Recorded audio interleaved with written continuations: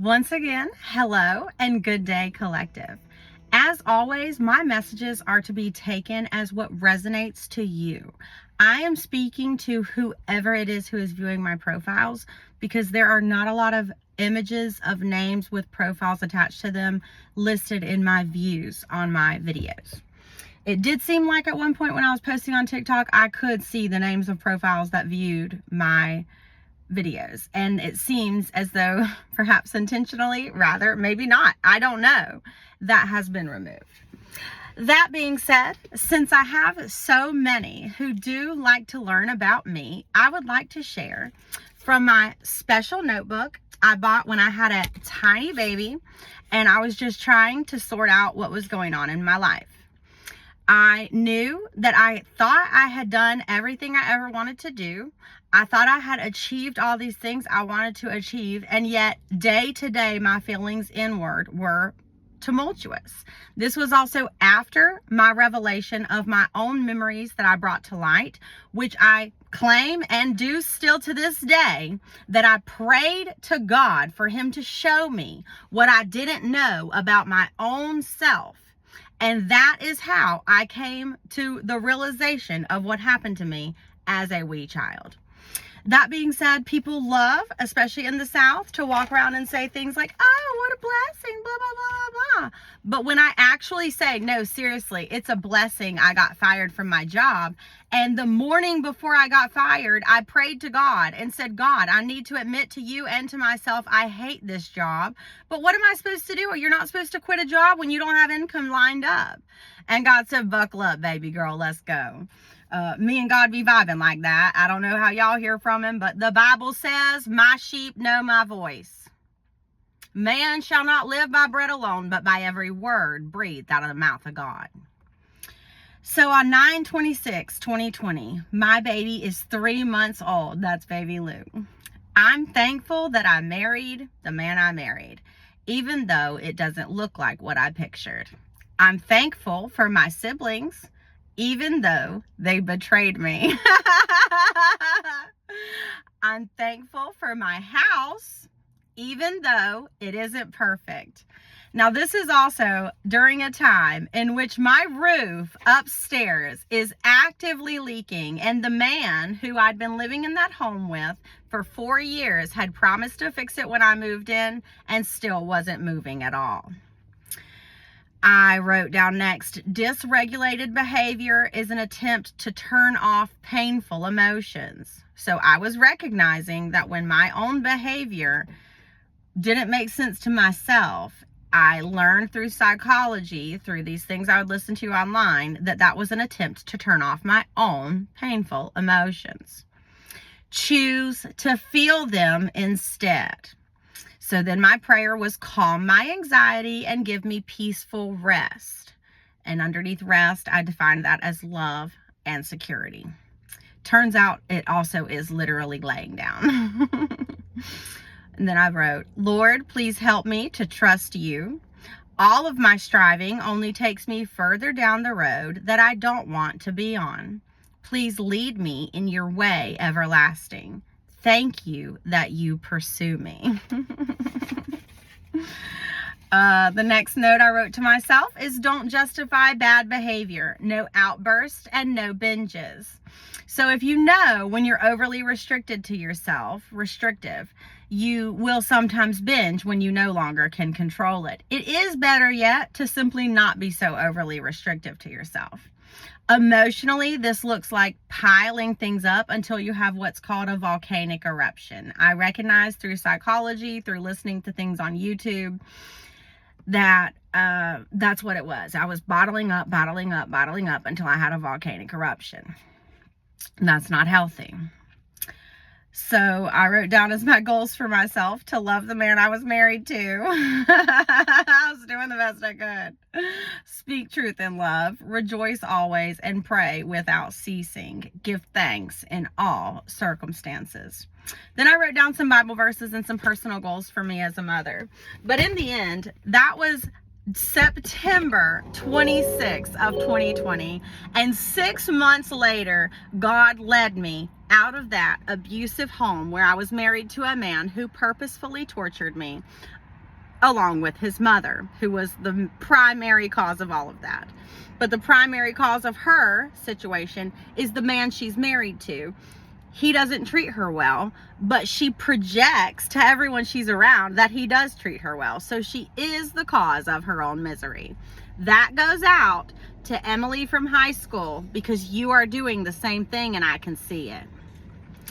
I'm sorry that I am so knowing. I'm sorry that my eyes can see through anything. But whoever is out there watching my profile, there's something called a monitoring spirit. And if you are watching this information, not because it's helpful to you and not because you like me, but because it gives your sick, twisted mind some sort of feeling towards me, that's you.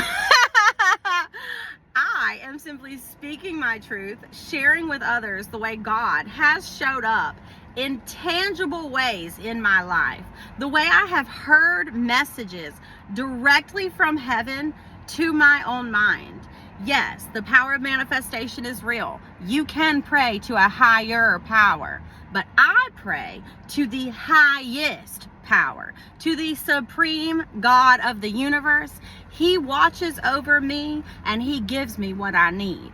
That does not mean that, like some bratty little child, I'm out here demanding everything I want and getting everything I want. But it does mean that when he has me in a certain position, I look around and I say, God, what is this for? What do you want me to learn right here? What am I doing? What's going on? Do I need to learn something about myself, or do I need to learn something about other people? And I would like to say to my friend Sarah, who did bring me groceries yesterday, I really just appreciated the cash the most, I'll be honest. The truth of the matter is, groceries and food are a deeply personal purchase. And you can waste your own time and money because you have to control the help you give me. But that's weird, because she also loves to say, and I understand it by her political position, and the other people I know happen to know one of her brother-in-laws from the brother of the man she's married to. I know him from my old workplace. And I know enough about that family. And I seen the mother one time of those boys, and I know what she's told me about the mother. That's enough for my cute little brain to put enough information together to tell y'all. If you don't look at the way a cult operates and the way there is one supreme leader, that if you ever subvert or go around, you're dealt a punishment harshly. If you're not able to identify that in your own life, then good luck to you. Because I'm telling you, without faith, it is impossible to please God. And you cannot be living with your mindset elevating any other noise in your brain above the voice of God. That's why God sent me all of that betrayal, because it got everyone out of my life. And I said, God, what is happening? What do I need to learn from you? That is a blessing, to get rid of those people who boss you around all the time. But to my good friend Sarah, I will say, you are the one who says that there shouldn't be government welfare programs because it's the church's business to help people. When we can look around today, and even you didn't want to help me by just giving me money.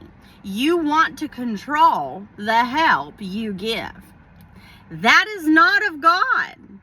And you do all this studying on the saints, and I tell you, where did they control the people that they helped? Even Jesus. Jesus raised Lazarus from the dead. He didn't say, now you better follow me. He said, if you want what I got, follow me. But I got people who follow me because y'all want to eat what I say and make it your own thing against me, like I'm this horrible person. Or there's some female rivals out there, which I don't understand, because I've never rivaled with a female in my life, even my own mother. But Miss Sarah, saying to the people who are struggling in the world that you're against welfare programs because it's the church's business to help people, even though churches aren't doing anything but giving out rotten food at their food banks, is like saying, no, it's my place to help. Get out of here. Instead of saying, okay, let's let everyone help as much as they help, and I'll find the missing gap. And wherever there's a gap left for me to help, that's the gap I'll fill in.